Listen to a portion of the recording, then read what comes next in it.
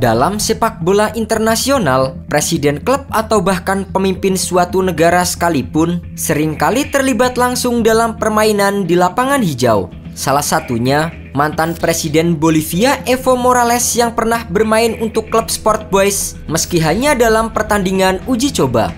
Namun, apa yang dilakukan oleh wakil presiden Suriname Ronnie Brunswick baru-baru ini sangatlah berbeda. Pria kelahiran 7 Maret 60 tahun lalu itu melakukan debutnya di pertandingan resmi sekelas Liga CONCACAF Amerika. Ronnie yang turun ke lapangan bersama klub Inter Mongotapu tampil sebagai kapten sejak menit awal pertandingan. Meski usianya kini tak lagi muda, namun Ronnie mampu bermain selama 54 menit sebelum ditarik keluar dan digantikan Rivaldo Dorsen saat timnya tertinggal 3-0 atas wakil Honduras Olimpia Tegucigalpa. Meski sang wakil presiden telah ditarik keluar, Inter Mongotapu nyatanya tetap tidak mampu merubah keadaan dan justru malah semakin terpuruk dengan kekalahan 6-0. Bergabungnya wakil presiden Suriname Ronnie Brunswick di pertandingan tersebut bukanlah tanpa alasan. Menurut data transfer market, Ronnie memang terdaftar sebagai pemain Inter Mongotapu dan berhak bermain di semua kompetisi yang diikuti oleh klub.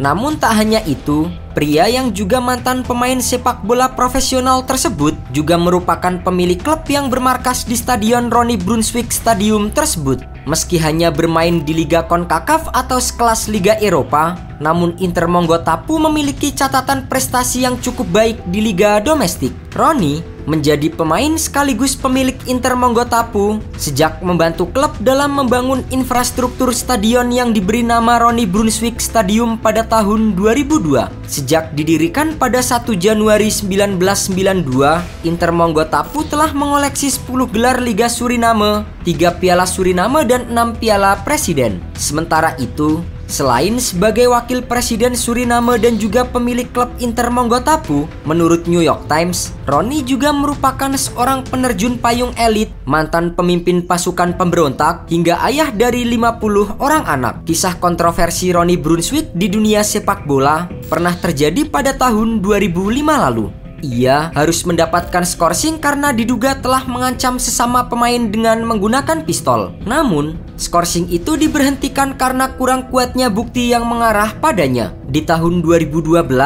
hukuman skorsing benar-benar diterima oleh Ronnie Brunswick. Hal itu karena Ronnie terbukti telah melecehkan wasit secara verbal. Kini, setelah kembali bermain di Liga CONCACAF bersama Inter Mongotapu, pria 60 tahun itu sekaligus menandai comebacknya dari pensiun sebagai pemain bola.